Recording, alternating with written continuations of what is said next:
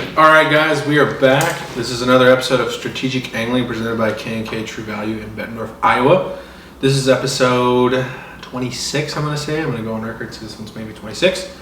I haven't been right yet, so maybe this is the first time. I am joined by my wonderful co-host, JJ Patton. We're here to talk to you a little bit about the specifics of reels. You know, they're getting very complicated nowadays, and some of the reels that we are currently using. So I'm going to kick it off to JJ. He's going to maybe just tell us a little bit about how you pick a reel before we get into the specifics of what reel, when, and why. Hi guys. So most of us, when we started out fishing, we used Zebco 202 or similar, the push button, you throw it. Most people that fish more will eventually progress to either an open face spinning reel or a casting reel, a bait casting reel. I guess might help to start. A lot of times I take out people that don't fish as much. They'll be like, how can you use that kind of reel? Every time I use it, I get a backlash. And the reason that most of the time that we're using bait casting reels is a few reasons. Number one, you have better power and better leverage. You have more casting accuracy.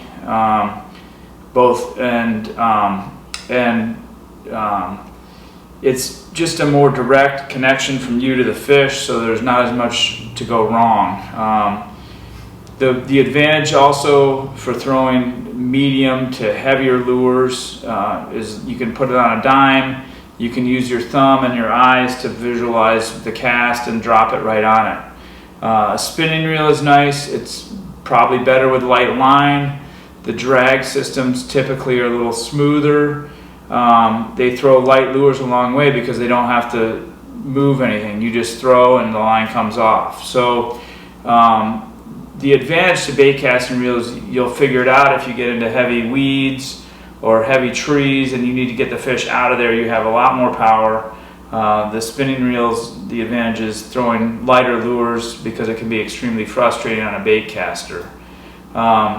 If you're trying to learn how to use a bait caster, there's some tutorials. We could talk about that sometime, but my advice would be to use a fairly heavy lure, tighten the brakes down pretty good, and throw the lure up in the air and learn how to watch it, and right before it lands you put your thumb on the spool to stop it. But that's kind of not what we're talking about today. Heavy line as well. Yeah, heavier line.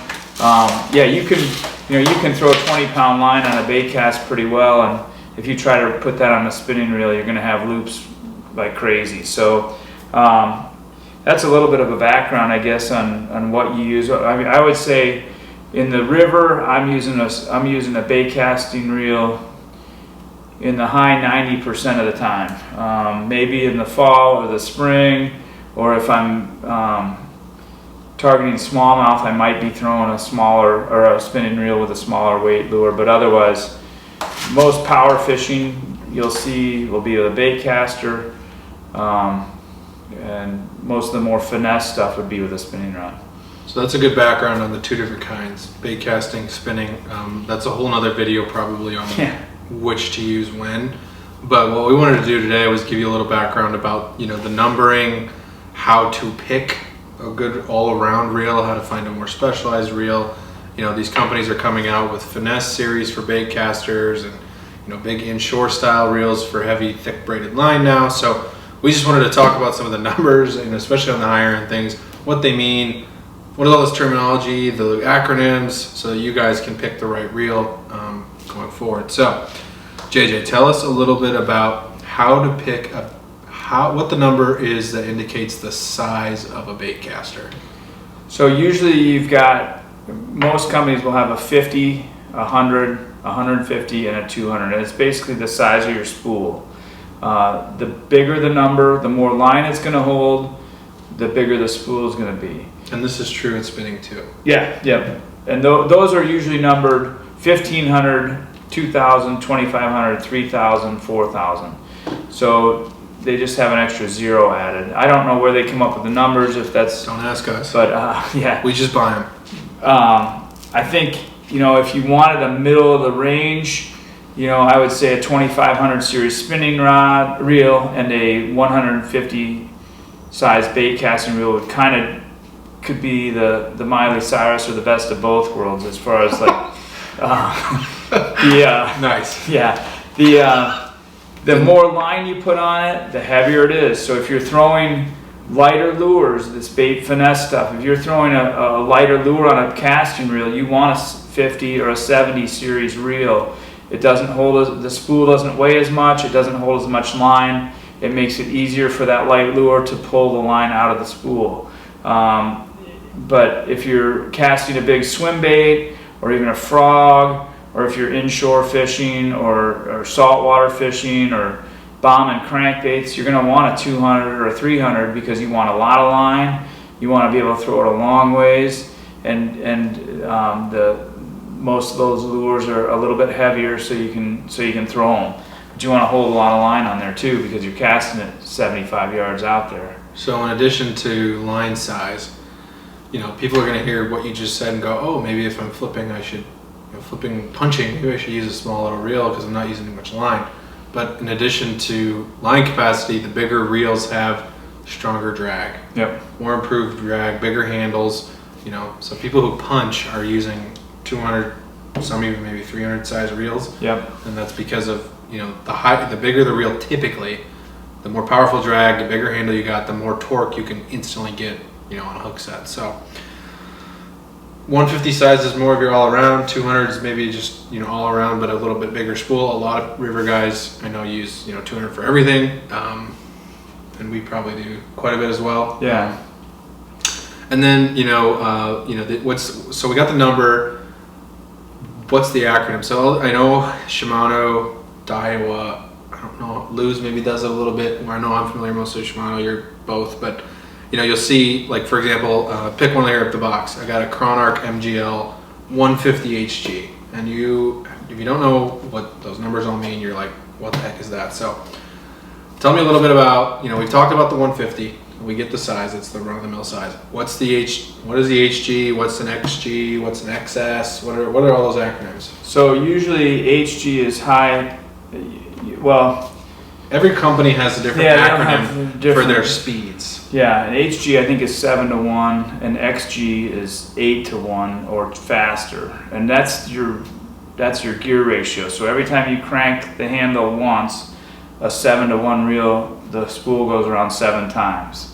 And that's mostly just Shimano using that terminology, right? Right. What the best thing you can look for, honestly, is what's called inches per turn. Mm-hmm. That's the more way to universally take a Daiwa, a Shimano, a Luz, and an Abu and find out how fast they are. Because some of them are 10 to 1, and 9 to 1, and 7 to 1, and 5 to 1. But if they all bring in 28 inches per turn, it's the same. Mm-hmm. And I would say a good all-around is probably somewhere between 28 and 32 to 33 inches per turn would be a kind of an average. Does it have that on there? Yeah, for example, on the Shimano box, again, I keep referencing Shimano because I like Shimano, but on the Shimano box, on the side here, it will give you the gear ratio. So this case, this is a 7 to 1. It will give you, I think, maybe the line suggestions, and then the last thing it will show you is inches per turn. So in this case, the 7 to 1 for the Chronarch is 30 inches per turn. Yeah, and that's right about average. If you're looking for a good all-around reel, a 7 to 1 or about 28 to 32 inches per turn is probably pretty good. Now you start getting specialized, you want faster, you want slower. In general, the slower the reel, the easier it is with something that has a lot of torque, like a big deep diving crankbait with a big old lip on it. Something that's fast, if you want making repeated presentations like pitching or flipping, or if you're frogging and you're throwing that thing way out and then you see one boil over here, you got to burn that thing in and get it over there. Where you may want faster. Traditionally, they used to say that the faster gear ratios were not as powerful. I think that's probably a little outdated. I think there is more power in a 5 to 1 reel than an 8 to 1, but it's offset by these days. It's offset by the fact that you can get that line pickup. You'd probably rather give a little on the power than have to crank something 2 times versus what maybe almost a 1-time turn would do for you. So, picking a speed of a reel is another preference thing. There's probably another whole video on what speed reels we use, and we've talked about them a little bit throughout the 20 something of these we've done. That's not the point of this one, but the point of this one was just to educate you on some of the different numberings, what we use. And in my case, like I said, I'm mostly Shimano right now. I've used Daiwa in the past. I've messed with Lose a little bit, but to me, I'm really liking the consistency the Shimano line is giving me. So, and they're good reels. I used Shimano a long time. I came into a little deal on some Daiwas, and I got some, and I like them. I still do have about half and half Shimano and Daiwa, and my Shimanos are getting a little old, but they are tanks and they last a long time. And that's one of the things. Most reels you get and pick them up off the shelf, they're going to feel real smooth. The more money you pay for a reel in general, I would say the more longevity you're going to get, the better quality parts. There's less tolerance in the gearing and the brakes and all that stuff. So it's worthwhile to do your research. But you know, get a 7-to-1 reel and a 150 size. If you have questions, you know, most chats, most forums have a lot of talk about reels. Matt is a very good resource on reels and carries most of different sizes and gear ratios that will help get you the right direction. And it's going to take a little practice. You know, get a good reel and practice with it, and you'll start figuring out the advantage of it. You know, so Shimano and Daiwa and Lose are probably the three most popular options right now out there. Yeah, maybe Abu. Forget about them. Those are Sorry, probably the Roger. top. Yeah, those are probably the top four.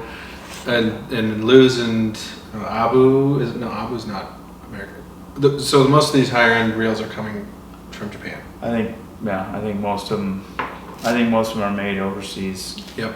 And you know, the higher end you go on both Shimano and Daiwa, and I don't know much about Abu or Lose, you know, you're seeing marginal improvements in quality, but tell us about what's the biggest jump. Like if somebody's like, you know, I hate this bait caster I got, it's rough, it doesn't cast anywhere, and it's a $70 bait caster. What reel would you recommend to somebody who's wanting to get a little bit nicer reel, but doesn't want to break the bank, but wants to really see a good jump in improvement over your $70 to $100 reel? I would say that if you're trying to look for that, I would say you jump up to either the Corrado series in the Shimanos or to the Tatula series in the Daiwas. And I've been really impressed with the Tatula SVTWs.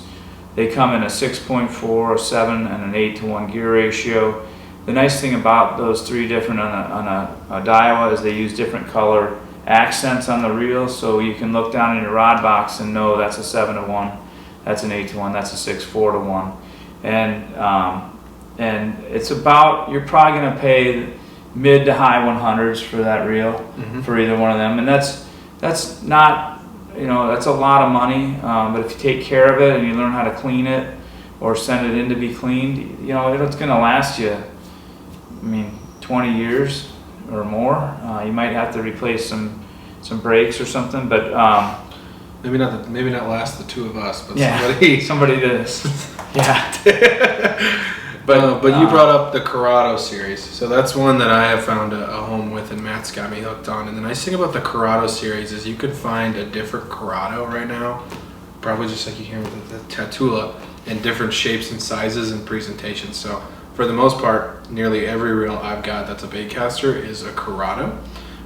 All the way down to the Corrado 70 MGL, which is their newer one they came out with at the end of last year for the smaller reels. Absolutely love that thing for jerk baits. And then they make a Corrado 300, which is great for big swim baits or big baits. You know, there's a Corrado and probably a Tatula for every application. I'm sure the same for other reel companies. So, you know, I like the consistency of the feel of the Corrado handles. So any other handle to me feels just completely foreign. One other thing I wanted to ask you about is this MGL. So as you get nicer reels, you might see this MGL, and this MGL thing spans multiple brands. It's not just Shimano. So what is... That's magnesium. It's magnesium something, but they use lighter spool components. So the spool is lighter, spins easier, casts easier. And I don't know what the L stands for. I think it's just lighter. It's just when you see that in general, yeah, magnesium light or something. But yeah, usually when you see that, it's going to be one of the better reels. You start out with a little bit heavier, you get a little bit lighter, and then the MGLs typically are the more expensive lines in those respective companies, I'd say. And one other thing, I know I'm plugging the heck out of Shimano, but I love them. Shimano, I believe, is the only company with DC technology right now. Yes. So one thing I've fallen in love with for everything moving baits, I have been using the heck out of Shimano DC Reels. They make them as low as the SLX series. You can get into one of those for $189, I think. Absolutely love those. If you're newer to bait casting and you want to go high end or higher end right off the bat, give a DC reel a try. They're made to be forgiving. It's digital braking technology. It's a lot more forgiving, and you can get great casting distance right off the rip with those DC reels. If you can get not annoyed with the little whizzing noise that they make. But I have gone to all Corrado 150s or SLX 150 DCs for anything that's going to be moving. Swimming, moving, cranking, anything. I love those reels. They're so smooth. Now, the other thing that we didn't touch on, we touched on it, I think, when we talked a little bit about rods. One of the most important things that you can consider, and we didn't really talk about round side versus low profile, but I would strongly urge you to put that reel on whatever rod you're considering buying and hold it in your hand the way you're going to hold it when you're using a lure and see how it feels. I mean, my hands are pretty small. I tend to like a smaller profile because then I can hold the reel, still feel the line, and I can palm the reel and have it around the rod and the reel. A guy with a big paw like this, it doesn't matter. You can use a big round thing, and that's important because you want it to be comfortable. You want it to feel good in your hands.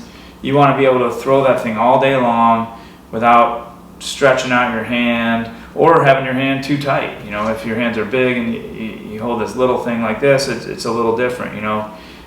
So I strongly urge you to go somewhere like K&K and hold the reel or put it on a Dobbins rod and feel what it feels like on the rod, not only in your hand but also the balance of it, because the lighter reels tend to balance a little better on a rod.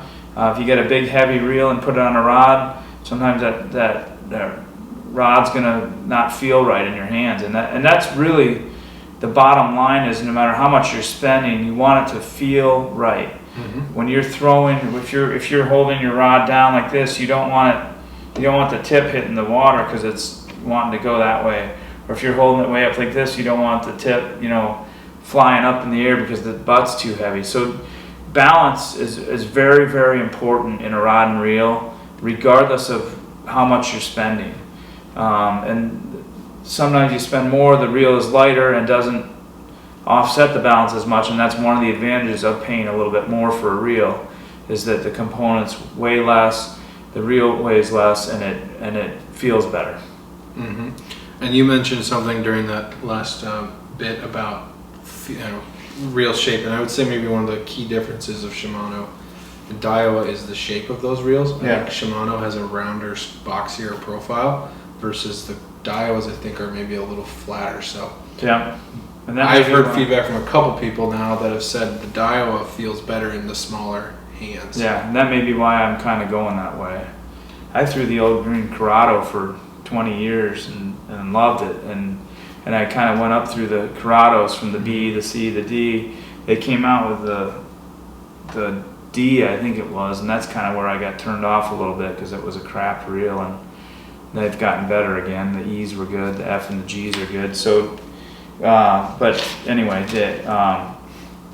we're rambling. Yeah, rambling for sure. But we love reels. We're trying to probably cut ourselves off here. I think we could talk about reels all day. Yes. But the long story short is, I hope this is helpful to you guys. We'll see you guys in another week. Go out, play with some reels, research the reels. Reels a big investment.